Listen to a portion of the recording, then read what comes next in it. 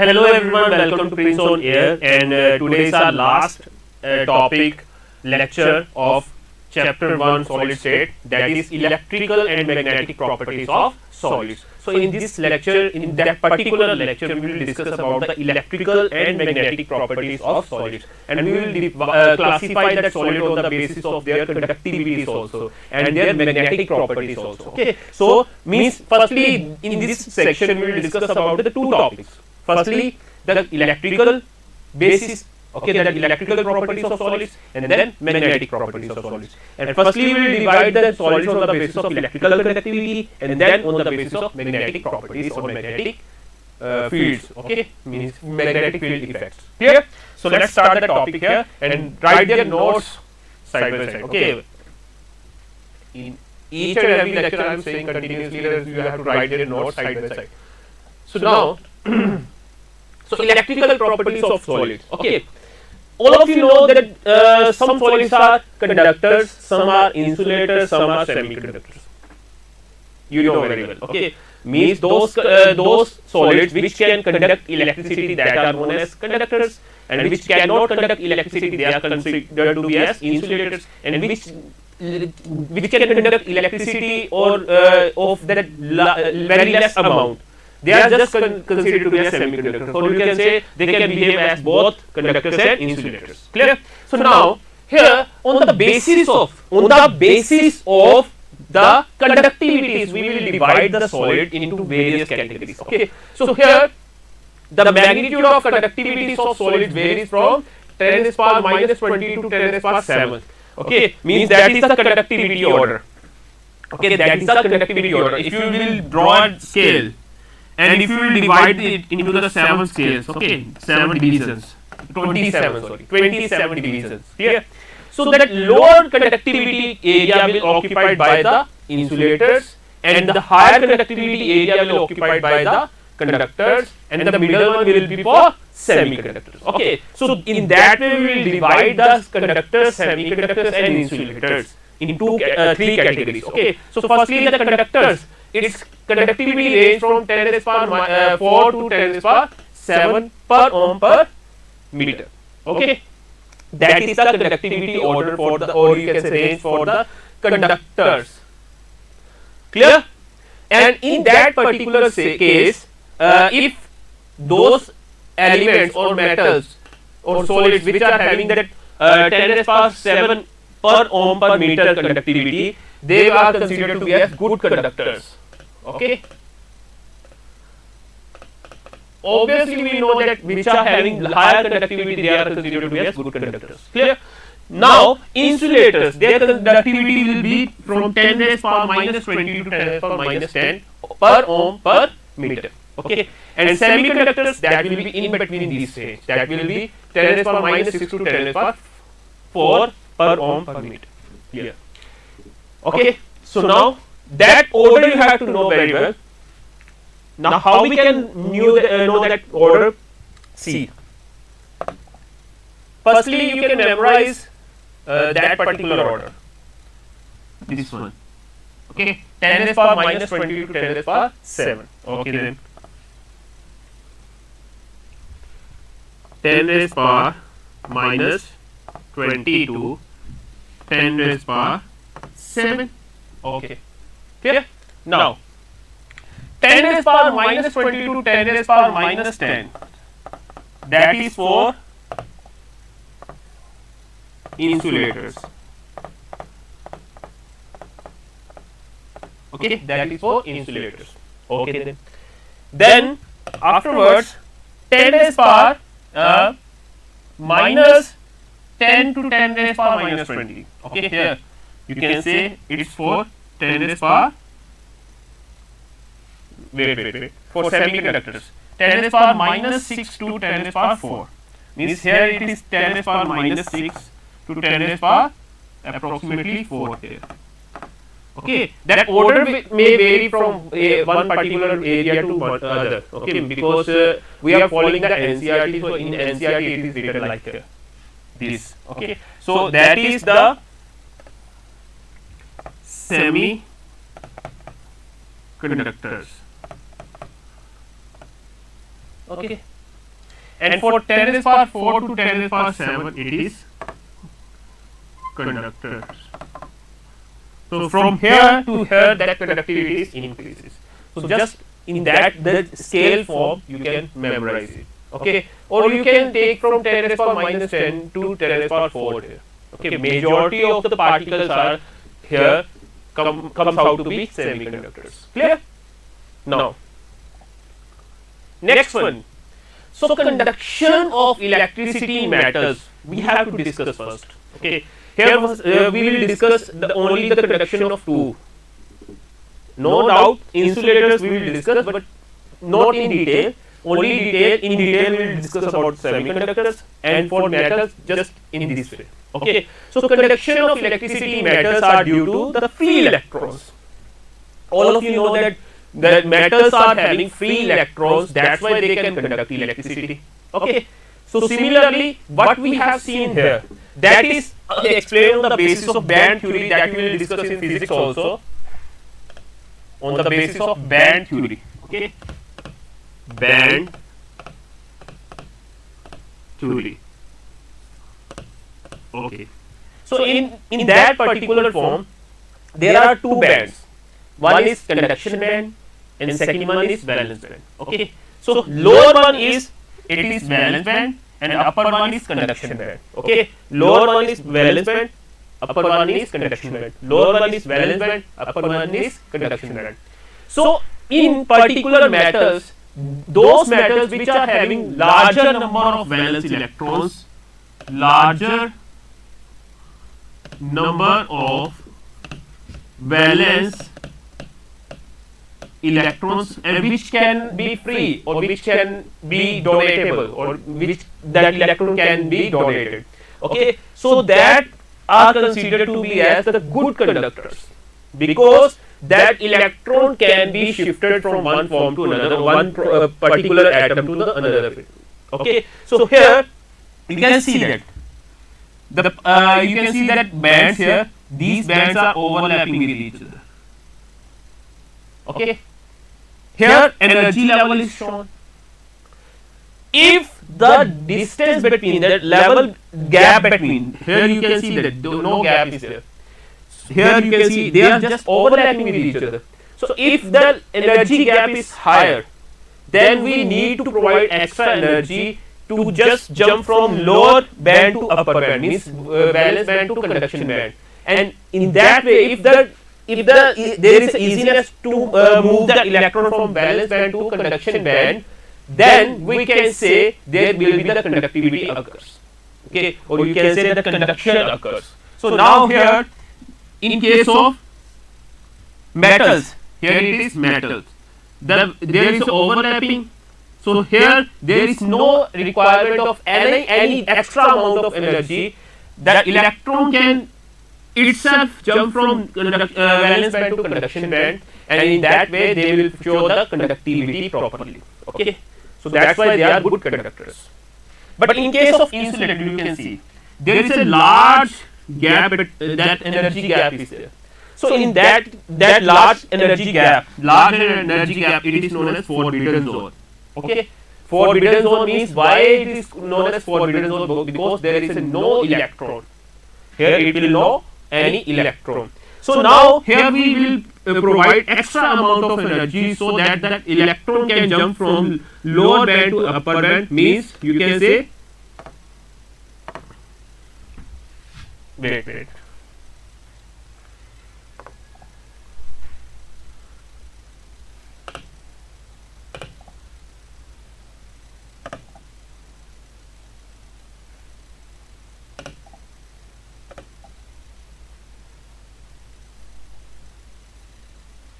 Yes, in that particular form, the lower, okay, in that particular form, the lower band, in that case we have to apply extra amount of energy so that the lower electrons can jump from lower part to the another part, okay, upper part, that is of conduction band. So due to large energy gap, they will show negligible amount of conductivity.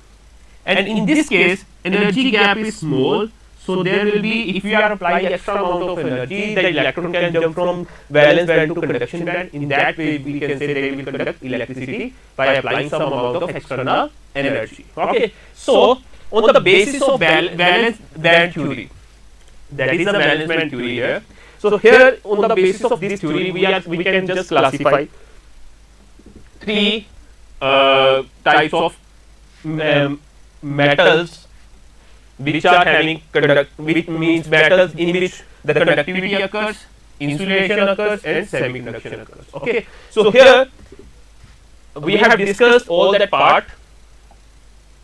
Okay, conductors, insulators, and semiconductors. Okay, now in particular that conduction of electricity in semiconductors, firstly the two terms you will see that are intrinsic semiconductors. What are intrinsic semiconductors here? Means who actually in actual form semiconductors cannot behave as a conductors, okay, because their conductivity is not so much high. We can't use them as a conductors. So what we have to do, if we will increase the temperature of semiconductors, they will show larger amount of conductivity. Okay. So here they are just behave as intrinsic semiconductors, means in which we are applying, if you will increase the temperature, their conductivity will increase. Okay, clear? Now next one is, if you want to increase their particular conductivity, the process of addition of impurities is there. Okay, so that is known as doping. So it means addition of impurities in semiconductors to increase their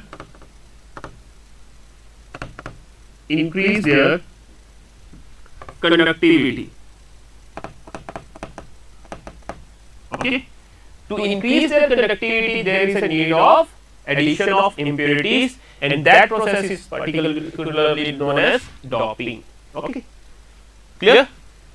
Now there are so many types of processes in which we can do the doping.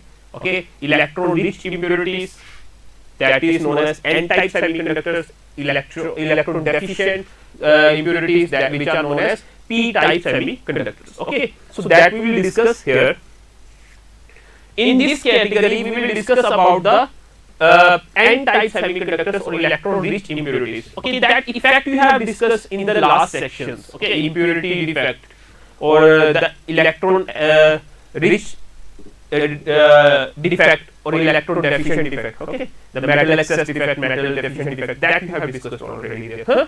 So now here we will discuss about the electron rich impurities. In this particular case, what we will do, we will take that semiconductor, like semiconductors we are taking from the group 14 elements. Okay, that's of sulfur, so from silicon, sorry. Okay, silicon is having valence electron equals to 4. So it can join with four other electrons, or you can say that elements which are having 4 electrons to make the covalent bond properly. But if you will take that, if you will join that silicon with some that type of elements which are having more than 4 valence electrons or less than 4 electrons, in that way there will be a particular types of semiconductors formation is there, and in that case the conduction will increase, or the conductivity of that particular semiconductor will increase. Like here some example is given to you. Here silicon is joined with phosphorus. Okay, silicon is joined with phosphorus. In silicon, total number of valence electrons are 4. In phosphorus, total number of valence electrons are 5. Okay, clear? So here you can see in the silicon we have just placed phosphorus here, like in the impurity defect. Okay, there was a sodium and strontium we have placed there. Now phosphorus, that four electrons of phosphorus will join with the four electrons that adjacent one electrons of silicon, and it will form covalent bond there. But one electron, this one electron is free electron.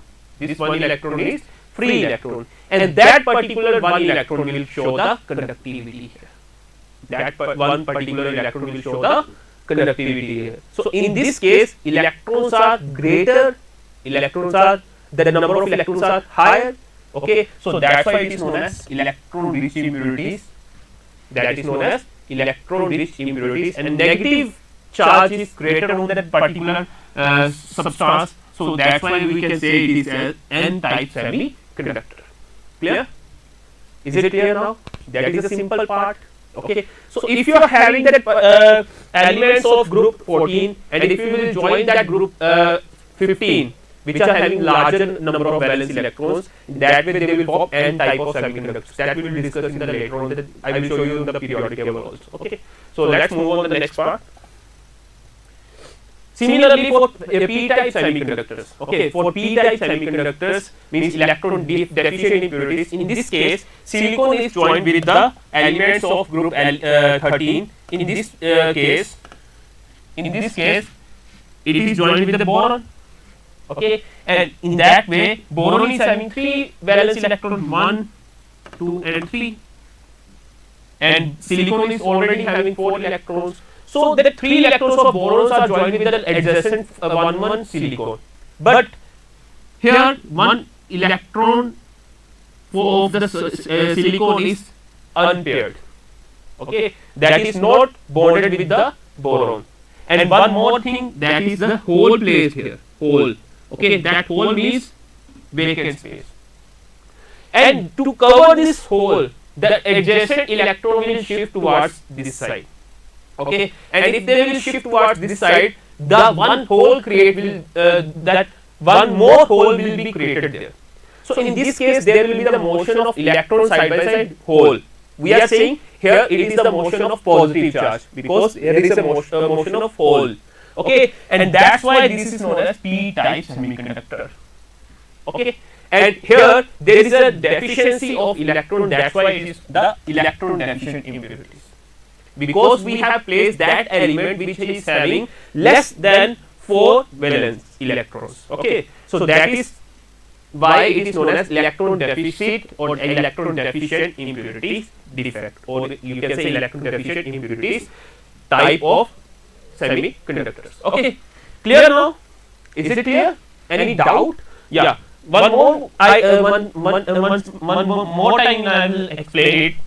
Here, silicon and borons are just mixed together, and in that way, boron is having 3 electrons, silicon is having 4 electrons. Whenever they will combine with each other, 1 electron of the silicon will unpaired, because no sharing is there. Okay, only 1 electron is shared. There is a need of 1 more electron for the sharing, but in that case there is a hole created.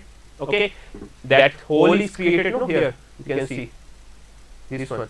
So that hole, that particular hole, is the responsible for the conduction. Okay, and that hole is of positive charge. You can say we are considering it is of positive charge. So that's why it is of p-type semiconductors, and that are also known as electron deficit impurities. Okay then, clear? So means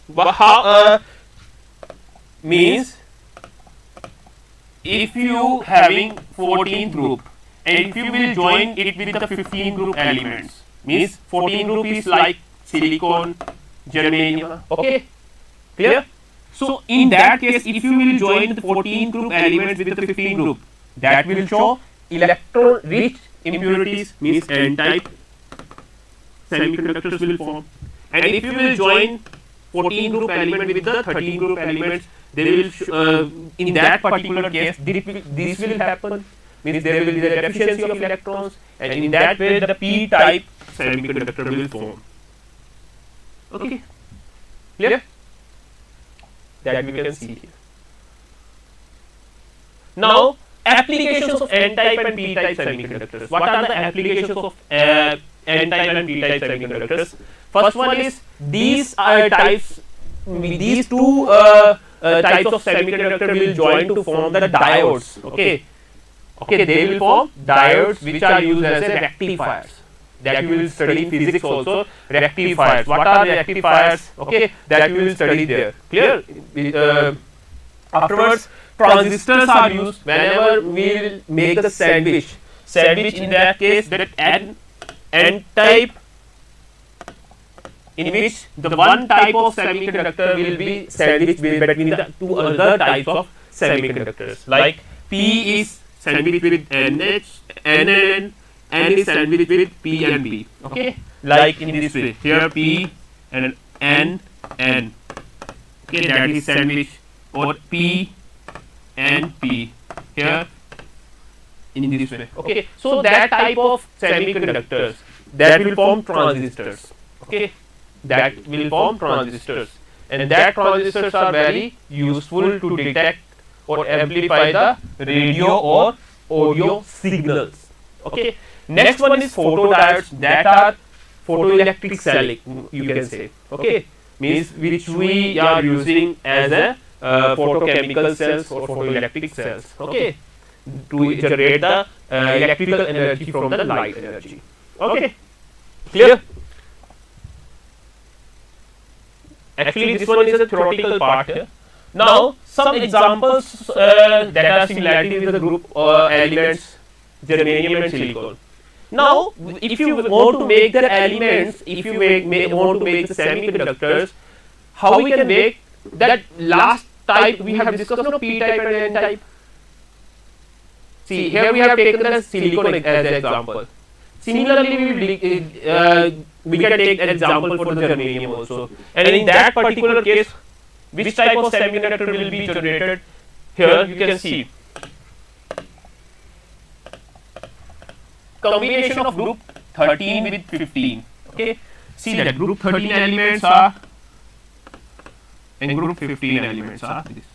Actually, we know that best semiconductors are silicon and germanium, and they are having the valency equals to 4. So to behave the to make the elements or the compounds which can behave like semiconductors of silicon and germanium, how we can make it?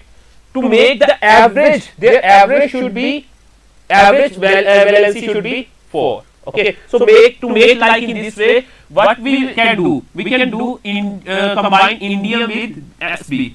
Okay, here see that color I can change. In with Sb of group 13 and 15. Okay, clear? Similarly, Al and P. Al and P, aluminium phosphorus. Okay. Then gallium and acetylene. Ga and As.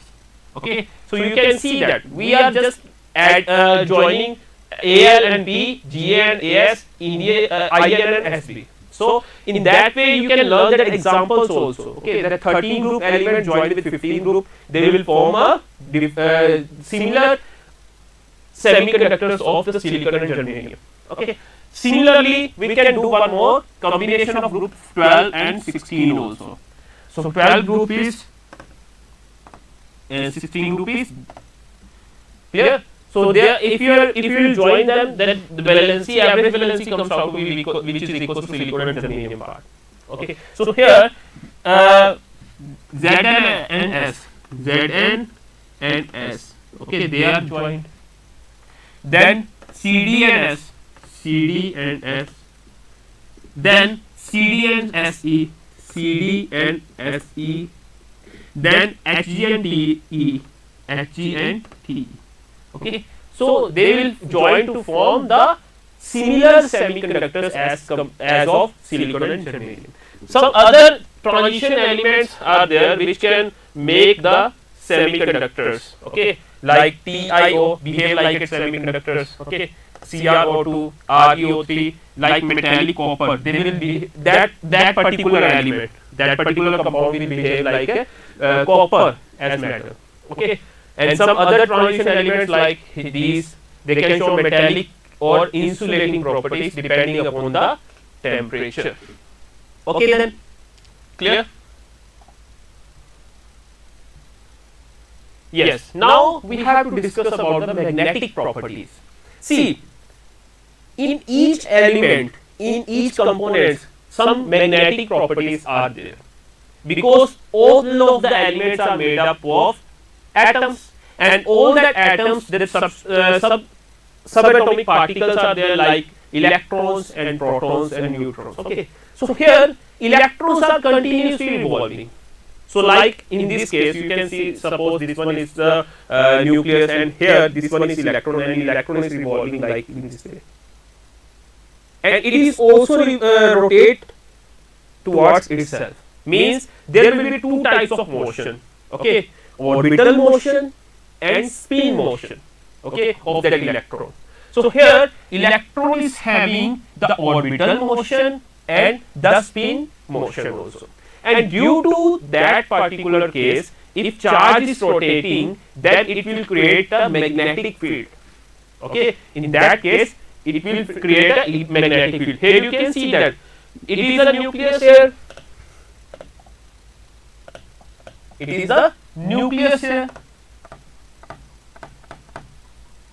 and electron is just revolving around it. Okay, but in this case, electron is rotating towards itself. Okay, that is its spin. So due to this case, that magnetic moment formed, and that way you can say that it will create a magnetic field.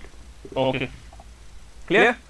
So due to this case, that magnetic field occurs in the particular atom or even in the solids also.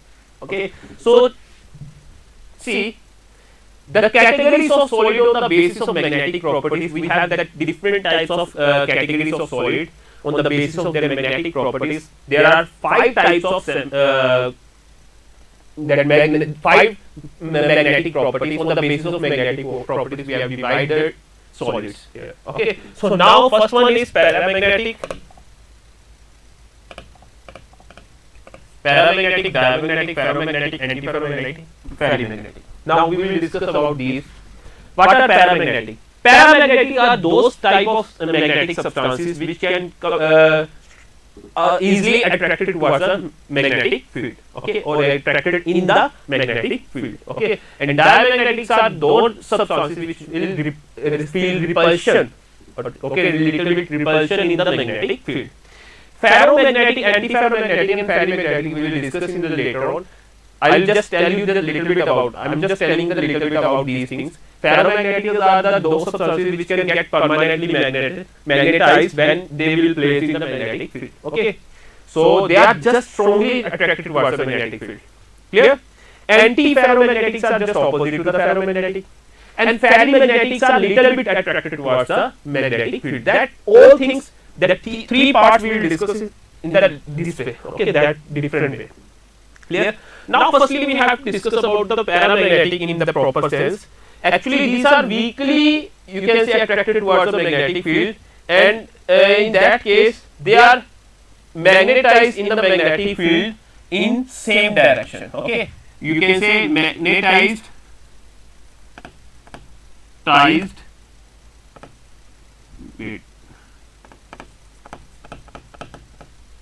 in the magnetic field in that particular side in which the magnetic field is going on. Okay, clear? Diamagnetics are just, you can say, here paramagnetics can be get magnetized whenever there is a applied magnetic field occurs. If you will remove the magnetic field, the paramagnetic character will also removed. But in case of diamagnetic, they are just repelled. Okay, they will feel repulsion in the magnetic field. Okay, so that is the basic difference between these two. That all that difference we will discuss in the next slide also. Next is ferromagnetic. What are ferromagnetic here? Ferromagnetics are that type of solids, okay, magnetic substances in which they are strongly magnetized or attracted towards the magnetic field. Okay, whenever these types of solids are placed in the magnetic fields, they will get so much attraction. Okay, and you can say they will get permanently magnetized because in the firstly their domains are random and just cancel out each other. Now what are domains? Actually there if we will divide that particular solid into two categories, the domains will occur, and that domains are just, you can say, the motion that are showing the motion of electrons which are carrying the magnetic field. And if the motion, or you can say the direction of the motion of the particular particles are in that direction, in the same direction, they will show the magnetic field in that particular direction. Okay, like if the magnetic field is like in this way, and we are placing the domains are just, you can say, the motions that are showing the motions. And if the electrons domains are in opposite direction, they will not show any effect in the magnetic field, resultant effect. But if they are in same direction, they will increase the magnetic field, resultant increase in magnetic field. So here, actually in the first case, they are just in the random form, but whenever we are applying that external magnetic field, in that case, the domains are in same direction. You can see that. So A particles that are showing the paramagnetism.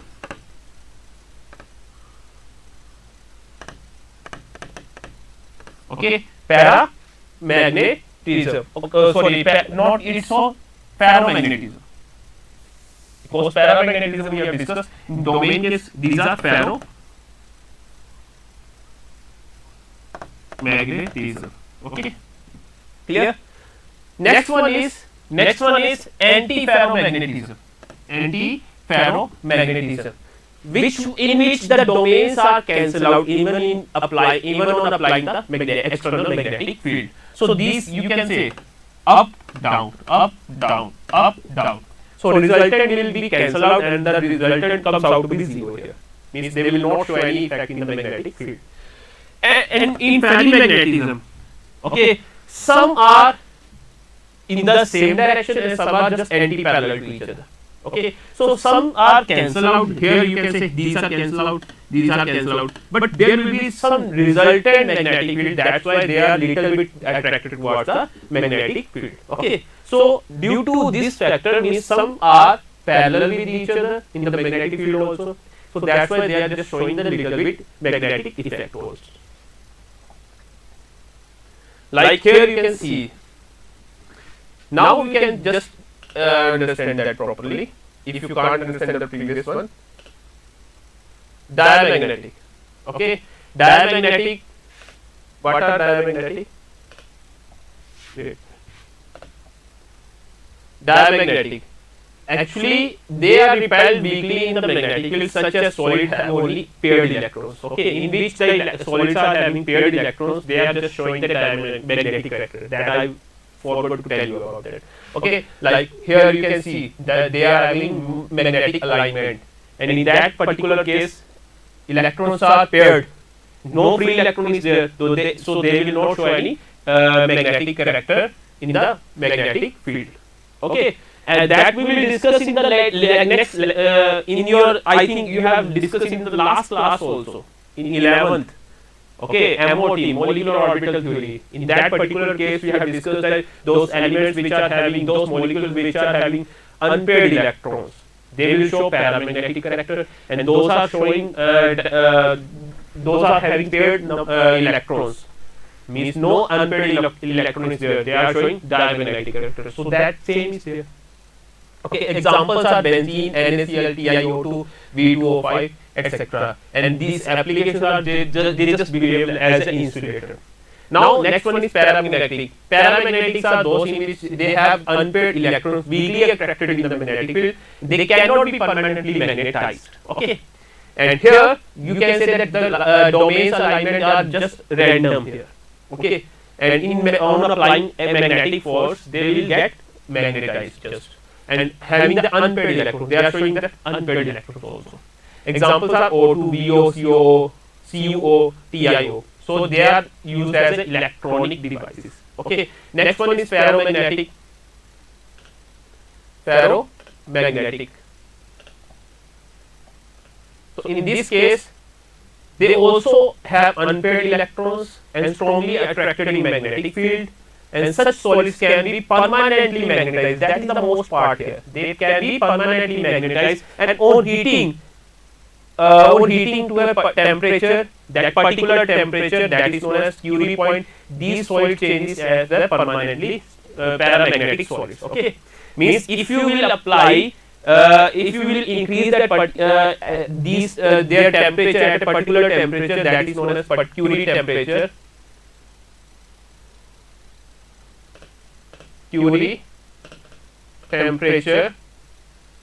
okay, and in that case the ferromagnetic substances will change to the paramagnetic substances. Okay. Next one is antiferromagnetic substances, in which these solids are change electrons align themselves in such a way that resultant magnetic moment is zero. Okay, resultant zero. You can see that their alignments are anti-parallel to each other. Okay, examples are Cr2O3, COO, CO3O4, Fe2O3, MnO2, used in the instrument of magnetic susceptibility measurement. Okay, so these all are used there. Clear? Next one is ferrimagnetic. Unpaired electrons align themselves in such a way that there is a net magnetic moment. Means net magnetic moment will be there, but some are cancelled out each other. So here you can see these are cancelled out, these are cancelled out. Okay, so many are cancelled out. Examples are FeTO4. Okay, so here that alignment is shown there: paramagnetic, antiferromagnetic, ferromagnetic, and ferrimagnetic. Okay, clear?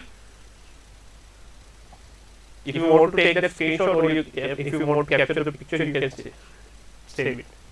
Okay, now some question is there, that is all the questions which were asked in your back exercise and some other questions that we have already discussed side by side. Okay, that question we have discussed, like ferromagnetic, ferrimagnetic differences are there that we have discussed now in the particular last slide.